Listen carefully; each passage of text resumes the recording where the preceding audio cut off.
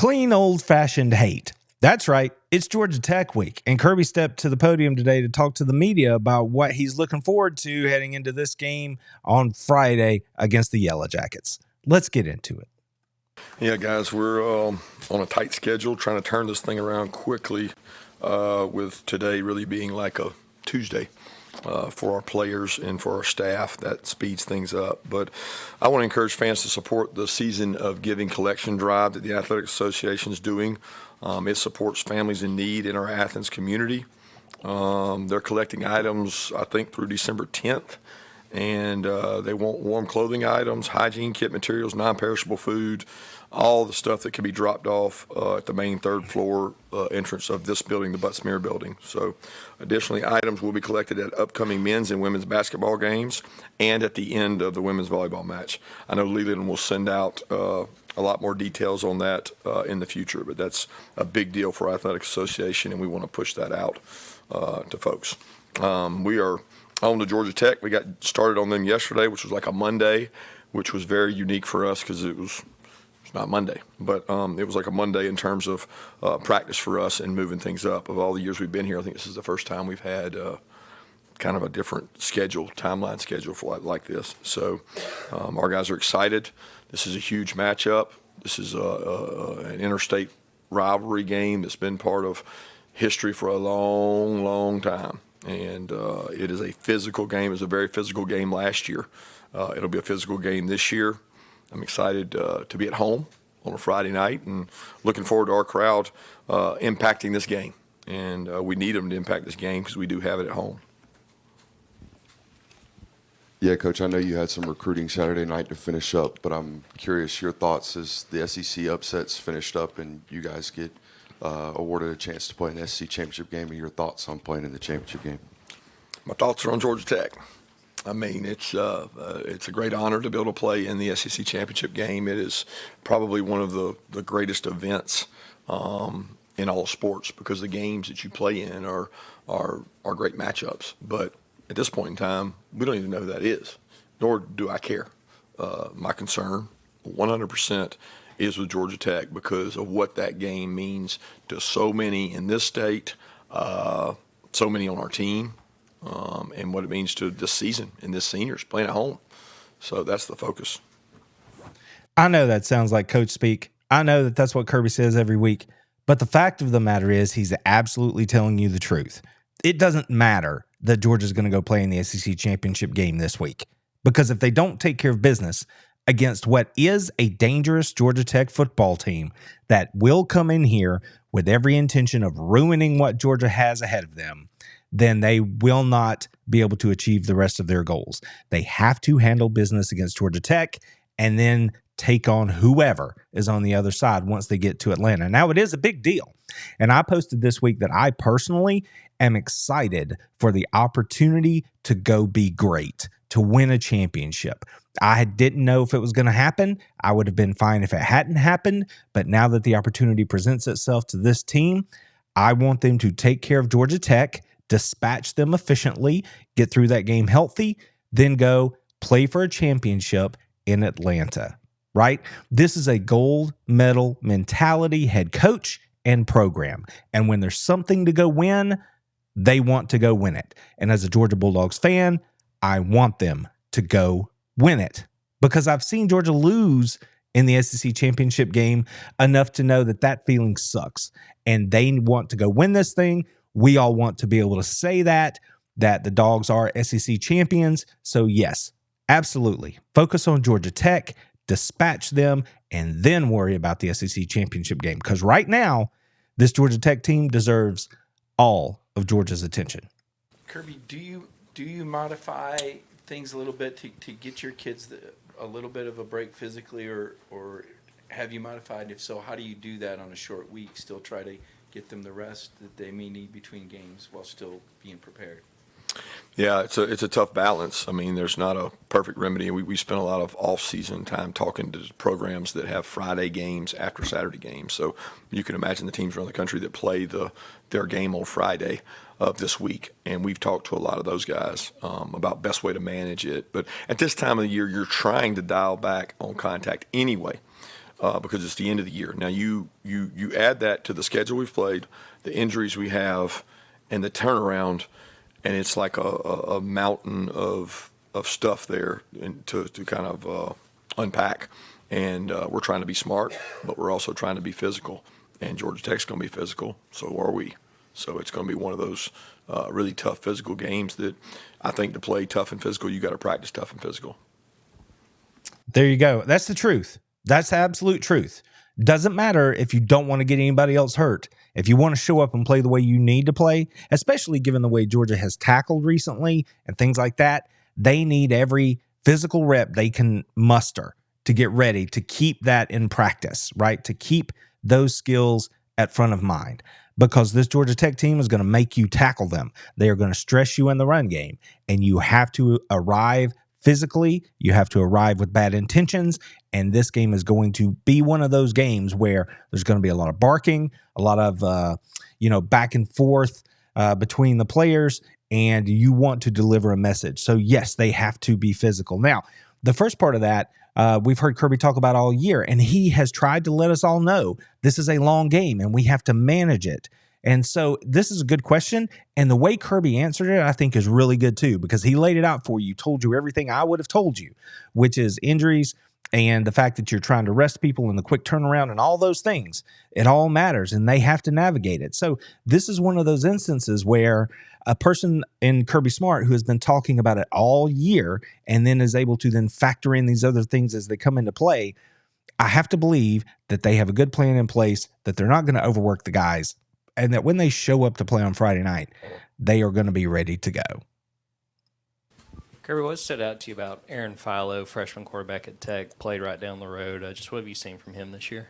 Great poise, confidence. I mean, he broke the Georgia high school passing record, most ever passing yards. There's a lot of really good quarterbacks who he surpassed to get that record. So he's got confidence. He's thrown the ball a lot. It's not like it's foreign to him. They've got some really good weapons. I mean, their backs catch the ball well out of the backfield. They've got speed on the perimeter. They do a really good job in the run game, so they keep you honest. But he's played really well, played with confidence, and to watch him, play the game like he did Thursday night, he was at his best when his best was needed. I mean, they ask about PHILO there, but don't forget about Haynes King. And I know he's been beat up, but he is the guy that can hurt you, that you think of as somebody who's going to hurt you with his legs. So, but PHILO showed us on Thursday night that he can flat run the ball too when he needs to, and that he's a gamer and a good football player. So Georgia definitely has their work cut out for them this week on defense, being able to contain a mobile quarterback in PHILO and a guy who is even more of a runner in Haynes King.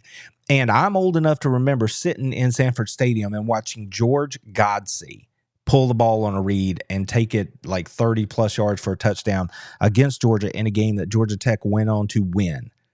This can't happen against Georgia Tech on Friday night. And this defense is going to have to lace them up, read your keys, handle this running threat from two running quarterbacks, but then at the same time, not be so focused on it and have bad eyes that you get beat over the top, because Georgia Tech can do that too. So yeah, we're not blowing smoke here.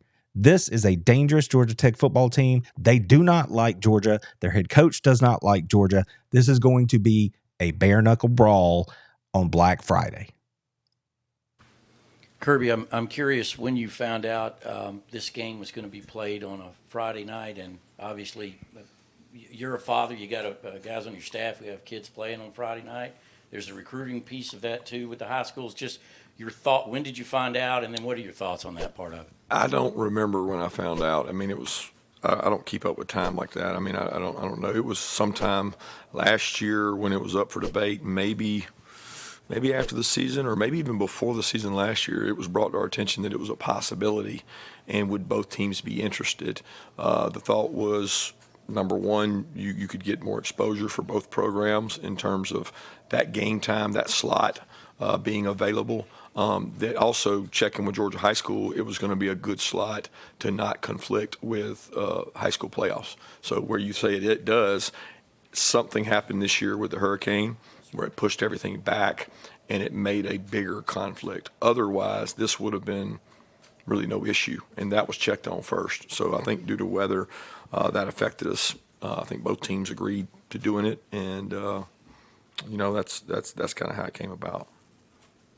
Look at that. That's some cool insight. I mean, we're all at the mercy of Mother Nature and the best laid plans, right? So that is an interesting question, and they had planned for it. Personally, I think it's cool that they're going to play on Black Friday. I mean, I honestly do, because now that they are going to turn around and play in the SEC championship game, now they get that extra day of recuperation and planning. But at the same time, I do have concerns in the back of my mind that with all the students going home for the holiday and things like that, I am hoping that this Georgia Tech fan base is going to that the Georgia fan base is going to show up against Georgia Tech on a Friday night and be rip-raring ready to go, right? I mean, now everybody does Black Friday online anyway, so I don't want to hear any stories of people. I was in line at Best Buy at 2 a.m. Now, none of that. And even if you do that, get home, take a nap, get to the stadium. Let's give the atmosphere to this game that it deserves, but because it's a big one. In a lot of ways, it is a big one. Coach, what's stood out to you about the way Brent Key has built the program over there as a fellow alum of the school he's now coaching? What stood out is he's doing it the good old-fashioned way: hard work, recruiting.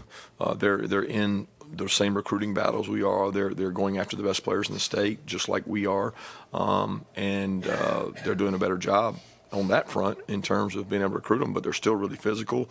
He coached. He coached with Nick. He coached with George O'Leary, who's one of the best there is at managing a program and being physical. So he knows what he's doing. He's got a great staff. I mean, he's hired a really good staff, and they got good football players. See, now there's a part of me that just really loves to hear that, because I'm one of those voices out here in the Bulldogs nation where I'm like, man, I wish Georgia Tech were better. Yeah, it's great to beat them. You absolutely never want to lose to them, but I don't want it to be a garbage game. I want it to be a competitive game. And Brent Key is bringing Georgia Tech back into that realm. And Kirby just told you why. If you were on the recruiting trail and you're running into teams like Georgia Tech, then you know that it's like he said, trying to get the best players. Now, they may not, and that's why the Georgia coaching staff gets paid to do the things that they do on the recruiting trail to get those best players to come to Athens. But if you see them out there consistently, you know that they are doing the work necessary to improve their program. And frankly, I'm happy to see that they are doing it, because like I said, I want Georgia Tech to be a game that when other people look at Georgia's schedule, they go, and they have to finish in a tough game against Georgia Tech. It makes it mean more when you beat them. I'm not one who's very braggadocious. I don't like to run my mouth a lot and talk a lot of trash. But if you enjoy that, then this is a game that you want to win every year. It stinks to lose this game.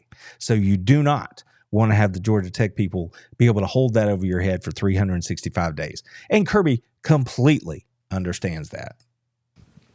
Coach, you kind of partially answered this question a while ago. You talked about the rivalry and your players understanding what it means, but is it the same as, I almost say, back in the day when everybody knows how all the hatred kind of flow from this?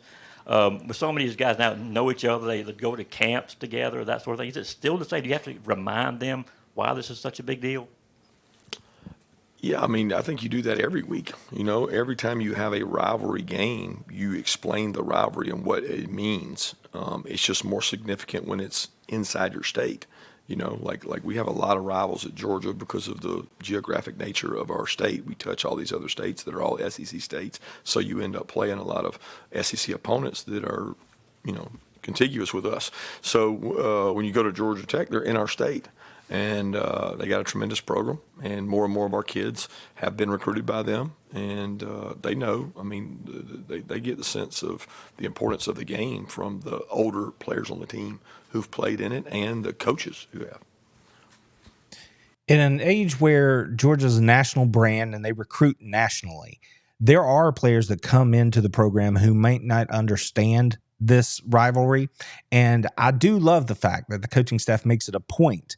And again, I want to reiterate, Georgia has 3 rivals: Florida, Auburn, Georgia Tech. Generally, those get shuffled in order based on how old you are. For me, Florida's the top rival, but trust me, I never, ever, ever want to lose to Georgia Tech. So I think the coaching staff does a good job of stepping up, explaining to these players who come in from out of state. And like he said, the older players help them understand just how important it is to win this game, how you do not want to lose it, and how it just bragging rights matter. Once you're in the state of Georgia, then you are of Georgia, and therefore it matters if you represent the University of Georgia when you play Georgia Tech. So it's cool that they still take a chance or take the time to explain all this, even to the younger players who may not have watched the game as, young children, because let's be honest, this age group seems to be less and less the kind that watched football every Saturday, right? They were actually out playing and doing games and stuff like that. So they may not be as well versed in the history of it. So it's great to see that the coaches still make it a priority to let them know just how much this game means. Kirby, what's important for your defensive guys with the way Georgia Tech rotates their quarterbacks? Well, regardless of the quarterback, the importance is to strike, play physical, understand what you're getting yourself into in terms of what kind of game this is going to be. So before you even know who the quarterback is, you got to know what kind of game it's going to be. And it's going to be physical. It's going to be tough. And you got to play good football, you got to swarm. Like good defensive football, you got to swarm and tackle well. So it's all about us and not just about the quarterback. But that will be a key ingredient. That they know that too. So, PHILO can run. He ran the other night, and they ran design runs with him. He can do those things. And King is a really good player that got after us last year. So we know what they're capable of. And Buster was here. So both staffs know a lot about each other. Oh, I love it. That makes my old college football heart feel good. My football heart in general. Kirby's like, yeah, the quarterback, that's a thing, and that's X's and O's. But you better understand what's going to happen on this Friday night game. You better get it straight because Tech is going to come. They are trying to ruin your season. They are trying to rip up these hedges. They are trying to just piss in your cornflakes, right? They are trying to get this victory and ruin everything that you want to do moving forward. They are going to do it, and they're going to do it angrily. And then they're going to try to tell you about it. So you have to defend your home in this instance. People say Georgia don't lose at Sanford. That's because they show up, they have great players, and they do the things necessary to get the job done. This Friday, one of the things they have to bring with them is that attitude of you are not coming in here to do that this season. They have to take it personally, a personal affront. They are trying to take something away from you. Once you get that locked into your mindset heading in, the rest of that stuff you can coach them up on, the X's and O's. So I was thrilled to hear Kirby say that right there. Kirby, what has your attention with that Tech defense, especially with the way they played against Miami and not slowing down, but I guess maybe limiting one of the most explosive offenses in the country? Yeah, they're really good. They're talented. They've upgraded in terms of through the portal and the way they play. Their defensive staff's doing a tremendous job. They play really hard, play physical, pressure. They do a great job with their disguise packages. They've got a really good defense. They're playing well. Well, pretty straightforward there, but he hit the nail on the head. And in this day and age of college football, you can upgrade in a hurry. I mean, you can go from not very good to better than pretty good, especially if you can get an impact player or two at a key position on the defensive side. So Kirby just laid it out for you there. They're going to come ready, trying to win. They're going to give everything they have, and now they have better personnel. So Georgia had better show up with a little bit of grit in their craw if they're going to get this thing done on Friday, especially in the run game. Yeah, Kirby, any update on Christian Miller coming out of Saturday? Yes, he's banged up. Didn't do much yesterday. Don't know what he'll be able to do today. Still trying to kind of assess because it's more like a Monday. I didn't get to see much yesterday, and we weren't in pads. So we'll find out more as the week goes. Well, it's interesting that he answered that way and didn't say, well, he had a dislocation or he had a subluxation, a separation in his shoulder. Because the way he walked off the field, I've had a separated shoulder. There was a pretty severe grade. So I understand. And that looked real familiar. And that doesn't mean you can't play, but it means that it's going to hurt it's going to hurt. So, if it's stable, then he might be able to play. And it's like Coach said, you won't know that till they actually go out there. But it is interesting that he didn't share anything about x-rays or MRIs or any of that stuff because you would know if you had a separation. It shows up clearly on the x-ray. So that's an interesting thing, an interesting way that he answered that. And it leaves, We don't know. Is it actually a joint issue? Is it a soft tissue issue? Is it just a pain management thing? They need all the bodies they can get, especially along the defensive line. So I hope Christian comes back healthy sooner rather than later. Yeah, similar note, Dylan Bell and Anthony Evans, what is their status for the Saturday's game? Yeah, they both did some stuff yesterday, went out and worked out. Think both of them are going to be, good to go and be able to help us. But we'll see, because I'll know a lot more after today's practice. Soft tissue injuries, we'll have to wait and see. Sounds good, though. Promising.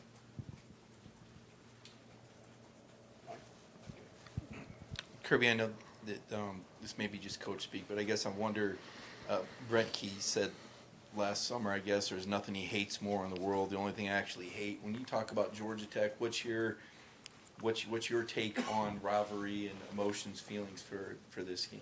Yeah, I don't think you get real emotional about things like that. I think you're a lot better, Coach, when you stay composed and you coach your players and you teach your players what it's going to take to win the game, which it will be a emotional game, but I don't get emotional about it. It's an interstate rivalry. It's a chance at a state championship. It's a lot of pride. It's a lot of history in the game, but the game's played between the lines, between the players. Okay, that is a little coach speak there. Back at you. Yeah, everything he said's true. Absolutely true. And philosophically, maybe he's pointing out a difference between he and Brent Key. With that said, Kirby does not like Georgia Tech. Does not like Georgia Tech. He understands what this game means. He played in the red and black. He knows. He knows. We didn't get to see these guys this past Saturday, but can you tell us about the development of Ryan Puglisi and JADEN RASHADA and what they've done this year, what they need to work on? Yeah, they're both really good quarterbacks who have gotten better in our system. As you know, Ryan was here in the spring but missed considerable time in the spring with injury. And then RASHADA didn't get afforded the opportunity in spring, so he's been having to pick it up quickly from being here summer and fall camp and picking all those things up. But they're both doing a great job. Standard update right there, but everybody's going to want to know about that quarterback position because as soon as this season's over, whenever that is, you have to assume Carson Beck is moving on, and then you are going to be like it's going to be lit in that quarterback room. Real deal competition moving forward. They're going to have to fight it out, and the best guy's going to win. And I have full faith in the quarterback coach and Mike Bobo, the offensive coordinator, and Kirby Smart as the head coach to make the decision about who gives Georgia the best chance to win. That's their job. I trust them to make that decision. They know way more than I do. But it's going to be exciting come spring, fall camp, because the race is on as soon as this season's over. So thanks for the update there, Kirby. Coach, understanding that you and your core staff and the team is fully focused on Georgia Tech, I just wonder about the logistics side of now you have another game. You know it's going to be one of these two opponents. What are the logistics of that? Like your support staff and stuff like that? Is some attention shifted away and fully onto those two teams and the possibility of getting them a week hence? Not one thing different, Chip. Not one thing different. Because we would have been playing this game still not knowing. Difference is we know, but we don't know who it is. I mean, there's things that could have happened this coming weekend that would have determined whether we played or not. So we would have had to prepare the same way, which is no preparation. The preparation is Georgia Tech. There's nothing we can really do, and we don't really worry about it. We worry about one game at a time. I mean, we know when we played Alabama that we had Auburn the next week, right? We don't do anything for Auburn. We're worried about the game we have. Kirby, JALON was named a finalist for the Butkus Award today. What does he mean to you, and what is his best attribute? Well, what does he mean to me personally? He's an unbelievable kid, Christian, believes in his thoughts and processes, and he was raised in a wonderful family where he has a lot of confidence in himself to stand up, talk to the team, command leadership, demand respect, do things the hard way, and set a standard the right way. I mean, like, he is a great young man. I would be hard measured to say what his greatest attribute is, because his could be character. His could be the ability to run, the ability to strike people and be violent and hit and flip a switch on the field. but he's elite at all those things. I mean, this kid is a very, very special person on and off the field first, but he's also very talented. So I'm very honored and happy for him. He deserves that. You mentioned That's a wonderful, wonderful testament there from Kirby Smart about Jalen Walker. I remember when Jalen decided to commit to the University of Georgia, how just personally, when I looked at him, I'm like, that guy's going to be a difference maker. And he has been. As Kirby said, inside the building as well as between the lines. And I got to believe that as Georgia moves forward here in these games where each and every week moving forward, you ratchet it up and it matters more. I mean, think back at Kentucky, right? Jalen showed up, essentially led that defense in a victory that was hard fought. Then they go play on the road at Texas, and Jalen, is the marquee guy coming out of that game because of the way he showed up and led the team. And then against Tennessee, who's the guy who got the sack and the forced fumble at the end of the game to really ice it? Jalen Walker. I think moving forward, he's going to be one of those dudes that is going to just keep coming, because he knows that if he keeps playing well and putting everything that he can do on tape for people to look at, that his future is going to be very bright. But to everything else personally that Kirby said there, that's just what you want as a Georgia Bulldogs fan. You want that kind of young man in the program because you want him to represent the university the right way. I, as an alum, take that very seriously, and I very much appreciate the fact that that's the kind of player that the coaching staff recruits, and that's the kind of young man that has lived his life in such a way while at the University of Georgia that I can be absolutely proud of him, and absolutely he deserves that recognition as a Lombardi finalist. Don't know if he's going to win it, but what an honor. Tremendous news for Jalen Walker. briefly, but Buster Faulkner, what's the biggest impact he made on your program?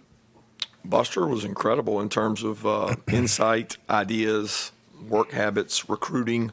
He recruited really hard while he was here. He was very loyal. He didn't try to overstep his boundaries, which when you're in that role, sometimes as an analyst, which he was here, you have to be careful because you're trying to assert yourself and prove that you're a good coach, but you don't want to overstep the other coaches. And his rules while he was here was to coach the coaches and help us. And he did a tremendous job of that. He made me a better coach, and he's also a great father and husband as well. Now, that's a very interesting take. Cool insight there from Kirby on Buster, because he's in a role that maybe everybody didn't know exactly what they do. So that was cool that Kirby shared that. But obviously, he had an opportunity to better his situation at Georgia Tech, and he took it. And you can see that they are a better offensive football team since he's gotten there. Now, if the day should ever come that there's an offensive coordinator opening at the University of Georgia again, and Buster has not already moved on to bigger and better things, there is a very real possibility that Kirby Smart's going to pick up the phone and call Buster and say, hey, are you interested in coming back and calling plays at the University of Georgia? I think that would be the first phone call I would make if I were Kirby. But we'll see whenever that day comes if Buster's available. But very cool insight there from Kirby into the former University of Georgia analyst, now turned enemy, as offensive coordinator for the Georgia Tech Yellow Jackets. Yeah, what has Andrew Thacker brought to you guys as an organizational standpoint with him formerly coming over from Tech? Yeah, he does a great job. He's got a lot of energy, enthusiasm. Defensively, he's been great for our defense in terms of energy, excitement. Players really like him. He does a great job of knowing his role, of defining his role and being very helpful, and he's been a big asset for us. So along those same lines, Josh Crawford comes over from Georgia Tech. Just what do you think of the job he's done, both coaching these running backs and recruiting for you guys? Yeah, I don't know many people that have had to go out and play with three true freshmen in a critical, pivotal game, which really happened against Tennessee. And those kids didn't flinch. He didn't flinch. You prepare year-round to have them ready for a moment like that. He's done that. He's very intelligent and does a good job demanding excellence from those kids, and that's a big part. And he was a really good high school coach in the state as well, which I think is big. Yeah, just a couple of questions back to back about the incestuous nature between these two in-state schools. And if you needed any more reason as to why this is a big game and why it matters, those three questions right there just sort of, they let you know what's up. I mean, you got Buster, you got analysts, you've got coaches moving back and forth. Occasionally you have players transfer between the two schools. Like it matters. It matters. And to the running backs coach in particular, the fact that he has deep roots here in the state of Georgia as a former high school coach and the relationships that he's built there, that is absolutely a big deal here in the state of Georgia when it comes to recruiting. So it's good that he is currently working for the red and black in that regard. Coach, any update, progress report on maybe getting some running backs healthier this week? Maybe anybody might see some action come back. We'll know more today. Branson and Rod both have looked good in the last week in terms of picking up their pace, running, cutting. We're gonna progress them today. They're gonna do more today than they have. They ran. I guess y'all saw them Saturday run. They did more yesterday. We're day by day with those guys, but there's a possibility. So we're excited about them getting back to work. Now, in some ways, that's the same thing Kirby always says. We're working to get them back. But here's what I will tell you is just my take on the whole thing. Between the two, I think Branson Robinson would probably stand a better chance of playing sooner than Rod Robinson, because what I had told you guys weeks ago about Rod's injury was that if you actually have to have that surgery on a turf toe, then usually that's something like 12 to 16 weeks, which would put him into December before being available. So he's right at that mark right now. We're right here at the end of November. Maybe he's back. It all depends on when they actually got the surgery done and how severe the injury was to begin with. But he seems still to be on that 12 to 16 week schedule. So he may play. Kirby just said there's a chance. But if I'm putting my money on it, I would bet that Branson is closer than Rod. And if that's the case, welcome back, Branson Robinson, because there's going to come a point, whether it's this week or against whomever they play in the SEC championship game, or certainly when they get to the playoff rounds, that Georgia needs a big, powerful back for short yardage situations that will lower his shoulder and get you a yard when you have to have a yard. So Branson fits that mold. Rod does too, but it'd be great to get them both back as soon as possible. But between the two, I think Branson, we might see him first. Kirby, I think you used the word fluke after the game the other day about the shot play downfield against you guys. Is there anything in particular with the DBs that you guys as a staff focus on to try to curtail that kind of thing? Yeah, reps. I mean, reps and reps. The Tennessee week, we probably had a broken record for volume of plays down the field, playing the ball, what we call in and out of phase. And there's a lot of those that are one-on-one and they're not a fluke. You get beat. But when you have two guys there, that's when it just looks that much worse. It's like playing the ball. That's been a huge emphasis for us this year, is playing the ball in the air and being able to, you get beat sometimes and you got to have confidence with your back to the ball. But then there's times where your back's not to the ball and you got to locate it and find it, or you're a safety breaking over the top and you got to make a hit or tackle, and you got to target the right area and you got to aim for the right spots and you got to tackle people so that what happened the other day doesn't happen. One more question. Yeah, Kirby's got that right. Looks bad on tape, and there's no excuse for it. There's no excuse for it. It's like I said, the way Georgia plays defense, they're going to take their chances, put those corners out there on an island a lot, and they're going to say, listen, this is deep ball roulette. We think we're going to beat you more than you can complete that ball. And that's fine. If they make the play in an instance like that, we just have to make the tackle. And so the failure to make the tackle is the absolute sin on that play. So in this case, it was Dan Jackson who didn't come over there and secure the tackle. So that's just one of those deals where you don't want to give it up. You can understand how it can happen, but what happened against Alabama, Ryan Williams, what happened against UMass here, where you just don't get them on the ground, that is unacceptable. Absolutely unacceptable. Cannot happen. The ultimate sin. So they have to get that corrected above and beyond everything else. And then play the ball in the air, like you said, which is not easy to do, but play the ball in the air when you have that opportunity, because Georgia's not going to stop playing defense that way. Kirby, there's a stat floating around out there. 7 SEC teams in the top 25, 13-12, and true SEC road games. Is that night games? Is that portal? What do you attribute that 13-12 record to for the 7 SEC teams in the top 25? I don't know what to attribute to. First question I would ask is, what was the record last year on the road for ranked teams? Because I don't think it's changed. It's hard. It's hard to play on the road in the SEC. Now, maybe more of them are happening at night because of the television contract. I don't know that. I don't really know that. I don't know those stats. It's not any harder this year than it was last year. It's just hard. And so maybe it's shown up more. Well, he kind of walked right into that. You knew what he was going to say. It's hard to play in the SEC in this league. But the numbers are there. They are what they are. And, you know, maybe all those people who didn't want to give Kirby credit for what he was saying or didn't want to believe what he was saying just because his team was good, right? Maybe the head coach at the University of Georgia, the longtime SEC coach, maybe he knows a little bit something about how difficult it is to play on the road in this league. Not for nothing. Y'all enjoy the games. Take care of yourselves, and we'll see you next time. Go Dogs!